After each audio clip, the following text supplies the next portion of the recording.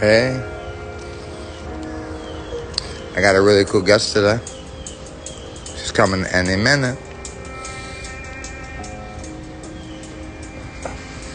This is the other shop, Ruth. One of the other shops. It's vapes. Vape. Did you see your poem? Did you see your poem, Ruth? I wrote you a poem. I hope you liked it. If you didn't see it, go look at it now. Yeah, go look at your poem. I wrote one for you.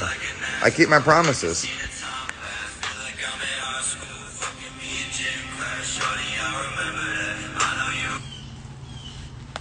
I'm just finishing my cigarette, y'all. But this is Vapes and Smoke, and this is one of our other locations. It's in West Boca, and we have some really cool stuff here. I'm going to show you. It's a little bit different than the other location, and all the locations are a little bit different. You could post it anywhere you want. I hope you liked it, really. I hope you loved it. I hope you loved it. Hey, Penny. That's my friend Penny. Okay, let me go in, put out my cigarette, because I just stopped smoking anyway.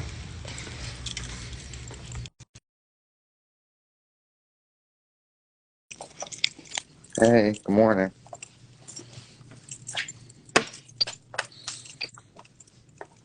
Hey, Penny. Hello. Hold on, let me put the phone steady.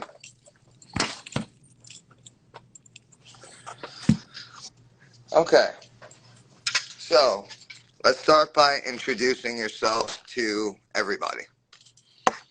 Hi, everybody. I'm Penny. I'm from the UK, and I've been doing paralegal work in the cannabis licensing sector, basing it around the UK's laws. Okay, and when you say that, give them a little bit more detail. First off, most of my audience is America, Okay. so we go by state law. It's not federally legal. What's it like Yeah. in the UK? In the UK, it is currently illegal unless you have a medical cannabis prescription. Pretty much everybody is entitled to a prescription anyway, because the uses for it, obviously, as we know, range from pain relief to anxiety relief, and all that's in between.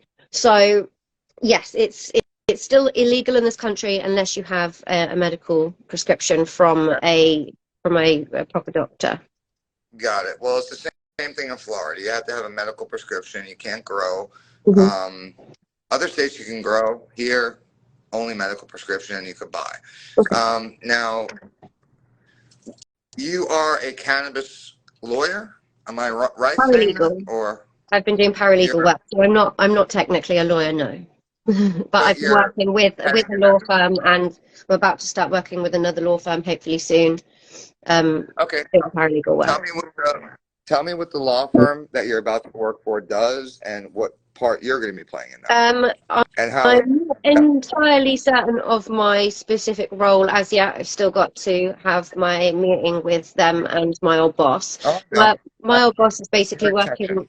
working with a really large firm. It's based in the UK and internationally, that are already doing stuff within the cannabis sector on a larger scale, and they want me to come in and just do some consulting, and that, as I'm a member of the cannabis community, I've done paralegal work before, and I'm a patient myself, so having that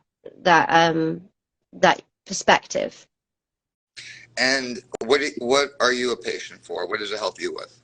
A couple of years ago, well, about 8, 9 years ago, my gallbladder got infected, um, and I had to have it removed, and I lost a lot of weight in a very short space of time.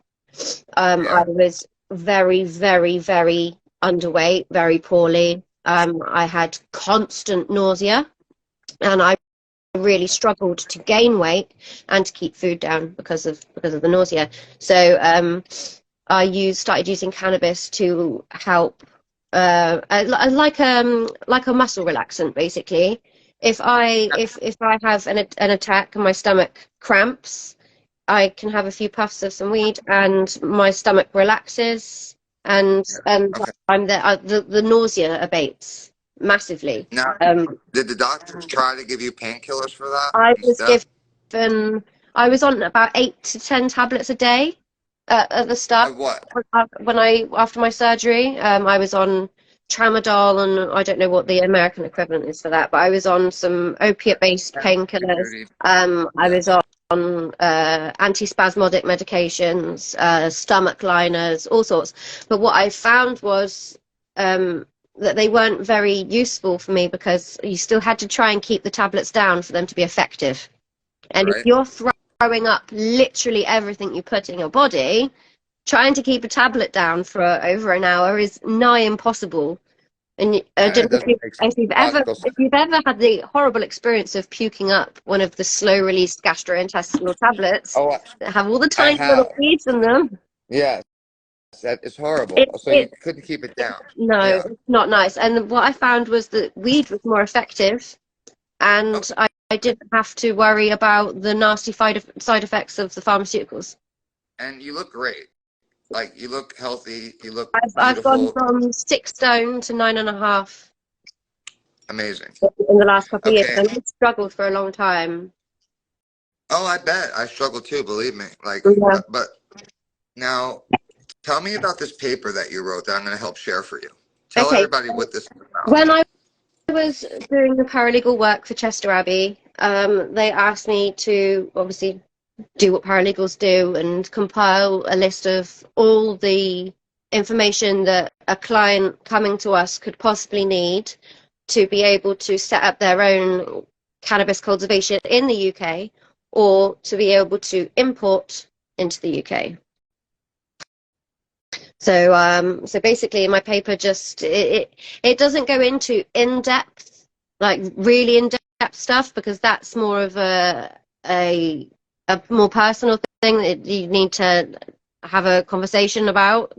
But everything that I could put into the paper that could give people a basic guidelines to show potential clients or people that corporations, really. It's not really based or targeted individuals, because unless you've got a few million behind you, you are not going to get that license in the UK whatsoever.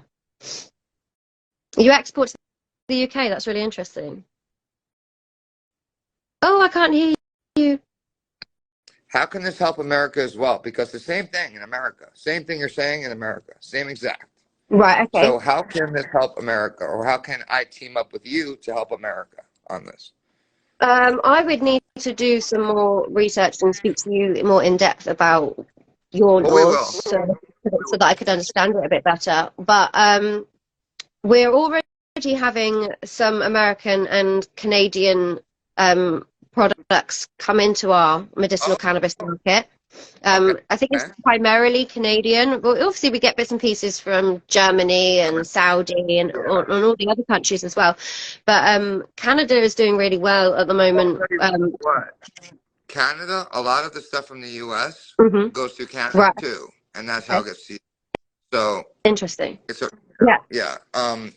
So, So there are ways, so yeah, yes. so But far, our thing is, to be how able do to we do be it? considered. Sorry, darling. No, So I'm to be sorry. How able can we to do be, it? I love you. you go. How can we do it? How can we do it legally? Okay, so legally, what you'd need to do is your cultivation, your whole setup, your farm or whatever, would need to meet our MHRA guidelines, and they are some of the most strict guidelines that there are in Europe. We don't take no Try to shit. get. Okay, so I'm a Basically. felon. I'm a Yeah. felon. I'm a felon. Okay. I can never pass those guidelines. Correct. Um, I'm not sure. The guidelines are more about how it's cultivated, so how it's Oh. grown, what methods you Oh. use. Okay. Okay. So I got you. if you have your own, let's say an indoor setup would be ideal. If you had a I, warehouse set up and you were growing a nice amount of plants indoors, you've got a better chance of getting an exportation license in the UK. Got it. But it's a lot of different things all in one, really. I So know what you you mean. need to be growing under specific conditions. I understand. Cross contamination. You need to have cross contamination protocols. You need to have make sure that how it's handled is all done properly, how it's processed is all done properly in a way that minimizes and mitigates any sort of cross contamination from bugs that I, can cause mold Let me or tell you anything like something. that. You saying this right now is like making me so happy because America dispensaries have a problem with that. Right. Okay. And they don't want to admit it. A lot don't want to admit it, but they're not regulated as they should be because it's not federally legal. So Right. nobody wants to lose $1 million crop, right? So No, let's say that $1 million absolutely. crop has mold on it. Let's say it has mold on it.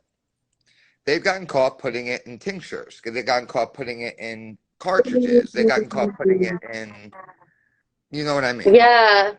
And obviously then it has the end user then has the issue of they could be hospitalized. Exactly. And they They don't can even have know. severe side effects that can be detrimental to their Let me lives. tell you what happened to me Yeah. personally. I worked at AT&T before I worked here, Hmm. and I couldn't smell like marijuana. So I vaped all day. Right. Medical vape. Medical. Yeah. After a year of vaping, just vaping, I couldn't digest. I was throwing up my food. I was getting heartburn all the time. Yeah. I didn't know what it was. I started working here. I ran into somebody else, same thing. I ran into another person, same thing. Same dispensary. I'm not going to name names. But, Oh. but I looked it up, and what it happened to be is the terpene profile that they were using and cutting with this Right. Okay. product. And, and it killed rats in the study. And they Oh, still that passed shouldn't it. be consumed by humans at all. And they still passed it in the US. Money. Okay. That's oh, money over Yeah. everything. Yeah. Money I over mean, everything. Yeah. So don't get me wrong. It's I still very political over here with some here in some too. respects. You got the pharmaceutical company, you have the tobacco company. It's in a weird place. Everybody needs to make money here, for it to be Hmm. work. And nobody's willing So to take a loss. exactly. Exactly. So is there a way that this could be done? Like where everybody's happy, basically? Um, I'm not sure on your end. I Talk like to me about your end. I Talk to me about your end. guess Yeah. our end, what we need really, ideally, is what we need is domestic supply. Yeah. We've had the issue where in 1993 it was made well, say made legal in 1993. It was the government started granting licenses for cannabis cultivations for medical purposes. Um, Yeah. it wasn't until a few years ago that it was actually made legal for people to actually consume medically in the UK via prescription, and that was mainly due to the fact that Alfie Dingley's mum, bless her heart, fought tooth and nail for her kid to have a better life, Good. and managed to sway Parliament to the fact that this is what's God bless. Yeah. going to work, so they had to acknowledge it as on a medicinal basis, Good. but we still have the problem of that it's otherwise illegal, and then there's the issue where the company that dominated our medicinal cannabis market for over 10 years. It was the only company to be granted a license to cultivate. Yeah. There's one here like that I'm The guy, thinking of. the We've got guy, no the guy problem. who was high up in it happened to be the Yeah. husband of our death minister. Okay, listen, it's not much different than America at all. No, How about that? At yeah, all. Okay? So I love what you're doing. I love the paper. I love what you're getting into. And I don't even think you know how important it is, honestly. Like, I really don't. Like, we were talking last night. Like, I really don't think you know, like, how important it is what you're doing and the impact it's going to make. So I want you to Send me that paper today. Yeah. I'm going to get it out to everybody. You said it's copyrighted, right? It has your name, all that. It's copywritten, yeah. Okay, and so get it to me. I'm going to get it out to everybody. You're such a real person. And from when I first met you, like I said that to you, you're real. And I love that. I love real people. Everybody, y'all know that. Like, this is a real person. Follow her. And tell me more. Tell me more about what it is that, tell me about the interview. Tell me what you're excited about. Tell me your goals in life. What's going to make you happy. I am excited to be potentially working with another law firm again, and actually be given the opportunity to work with clients that are looking to or are already cultivating either here in the UK or elsewhere. I, I, Amazing. it would be my dream job to be able It to is. You're living your dream. closely work with cultivators, so that we could have a better, well, a domestic supply would be great, because at the moment, you know, we can grant licenses to people that meet the requirements and they can cultivate in the UK, but what they can't do is provide UK patients with that medicine. It has to be exported. I mean, we can export it, it can be processed in Germany, and we can import it back, but because it's just a fuckery. Like, they've updated our Misuse of Drugs Act to allow it, but what they haven't updated is the Proceeds of Crime Act. So even if you've got a license to cultivate in this country, you cannot benefit from it in this country. You can't supply it to all of the different dispensaries that are springing up and clinics and stuff, because it's benefiting and be proceeds of crime still. The same stuff that's happening there is happening here. Yeah. Exactly. I thought it would be. So I'm glad that you brought it up. Yeah. Like, okay. But working with this law firm will afford me the ability to be able to find out more about what it's like in different countries, and meet lawyers and cultivators from different countries, and learn more about how it all works all over the world, and how then we can come together. I'm so excited for you. I'm so fucking excited for you. Seriously, aren't you excited? I'm really excited. I don't want to get my hopes up. No, please get your hopes up. It's gonna happen. It's happening. But I would love to do it. Yeah, so that's my hope. It already. Okay. Send me the paper today. Yes. We'll work on that. One thing at a time. Got it ready to send in my emails.